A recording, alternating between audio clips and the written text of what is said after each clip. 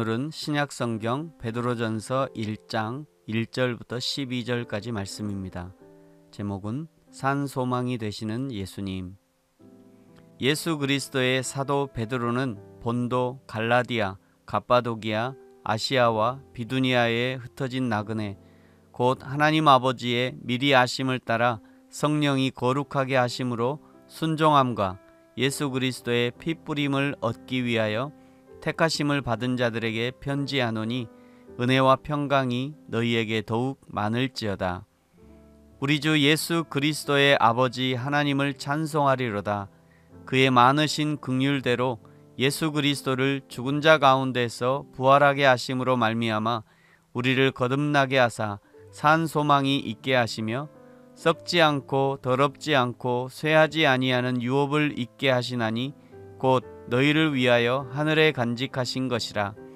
너희는 말세에 나타내기로 예비하신 구원을 얻기 위하여 믿음으로 말미암아 하나님의 능력으로 보호하심을 받았느니라. 그러므로 너희가 이제 여러 가지 시험으로 말미암아 잠깐 근심하게 되지 않을 수 없으나 오히려 크게 기뻐하는도다. 너희 믿음의 확실함은 불로 연단하여도 없어질 금보다 더 귀하여 예수 그리스도께서 나타나실 때에 칭찬과 영광과 존귀를 얻게 할 것이니라. 예수를 너희가 보지 못하였으나 사랑하는도다. 이제도 보지 못하나 믿고 말할 수 없는 영광스러운 즐거움으로 기뻐하니 믿음의 결국 곧 영혼의 구원을 받음이라. 이 구원에 대하여는 너희에게 임할 은혜를 예언하던 선지자들이 연구하고 부지런히 살펴서 자기 속에 계신 그리스도의 영이 그 받으실 고난과 후에 받으실 영광을 미리 증언하여 누구를 또한 어떠한 때를 지시하는지 상고하니라. 이 섬긴 바가 자기를 위한 것이 아니요 너희를 위한 것임이 계시로 알게 되었으니 이것은 하늘로부터 보내신 성령을 힘입어 복음을 전하는 자들로 이제 너희에게 알린 것이요 천사들도 살펴보기를 원하는 것이니라. 아멘. 베드로전서가 5장, 후서가 3장으로 구성된 성경입니다. 베드로전서가 외적으로 고난당한 성도들을 격려하기 위해 쓰여진 성경이라면 베드로후서는 내적 고난을 당하는 성도들을 격려하기 위해 쓰여진 성경입니다. 여기서 격려한다는 것은 그저 위로하고 어떻게든 견뎌보라 이런 격려가 아닙니다. 베드로의 위로는 적극적 위로라고 할 수 있습니다. 이 베드로전서의 핵심 구절이 4장 12절 13절인데요.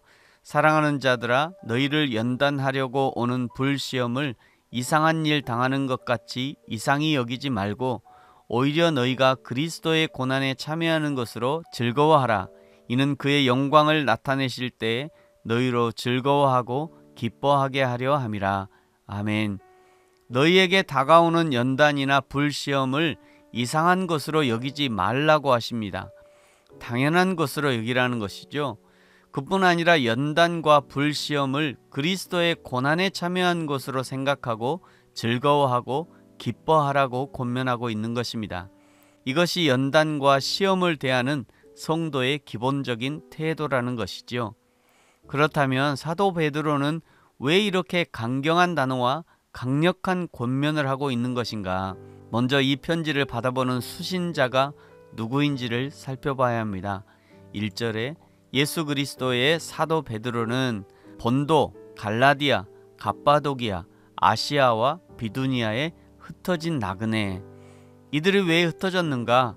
로마의 박해로 인하여 더 이상 로마의 지배지에서는 살 수 없고 로마의 법적 구속력이 그나마 미치지 않는 곳에 흩어진 것입니다.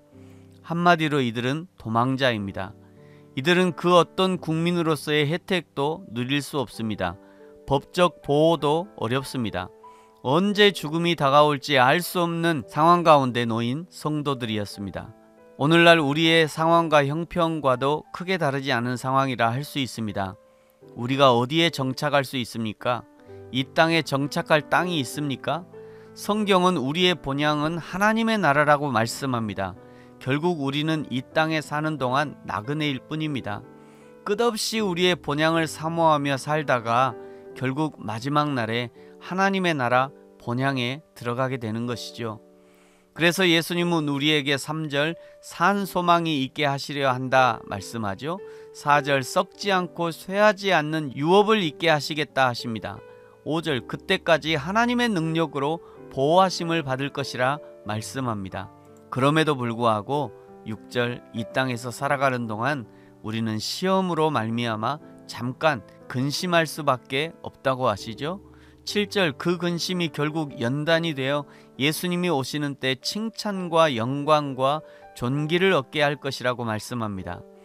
이 땅에서 믿음을 가지고 살아간다는 것 자체가 믿음의 사람에게는 시험일 수 있고 근심이 될 수 있고 믿음을 지켜나간다는 것 자체가 큰 연단이 될 수 있습니다. 그 연단의 끝에서 9절 구원의 은혜를 누리게 되는 것이죠. 이 구원을 믿음의 선진들이 보고자 했던 것이고 12절 끝에는 천사들도 살펴보기를 원했던 것이라고 말씀합니다. 지금 우리가 누리는 구원의 은혜가 이렇게도 대단한 것입니다. 구원의 은혜는 싸구려가 아닙니다. 그냥 예수 믿겠다고 고백하고 아멘 하면 싸구려로 덤핑으로 받는 것이 구원의 은혜가 아닙니다. 내가 누리는 구원의 은혜는 하나님의 아들 예수님이 십자가에서 생명으로 바꾸신 은혜입니다. 이 세상에 있는 그 어떤 것으로도 대신할 수 없는 것이 구원의 은혜입니다. 그 은혜를 소유하고 산다는 것은 너무도 귀한 것이고 대단한 것이죠. 대단한 것을 대단한 것으로 인식하며 산다는 것이 중요하고 그것을 인식하기 위해 믿음이 필요한 것입니다. 사랑하는 성도 여러분, 저와 여러분이 날마다 나에게 주신 구원의 은혜가 얼마나 귀하고 소중한 것인지를 깨달아 알고 그 은혜를 소중히 여기며 그 은혜를 자랑하며 증거하며 사랑하는 이웃들, 가족들과 나누며 살기를 예수님의 이름으로 축복합니다. 아멘. 기도하겠습니다. 하나님 아버지 감사합니다.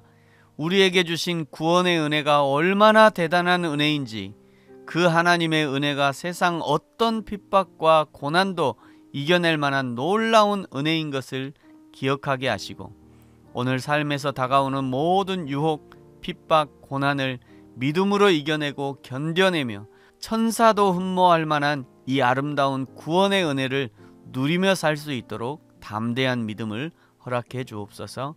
감사합니다. 예수님의 이름으로 기도합니다. 아멘.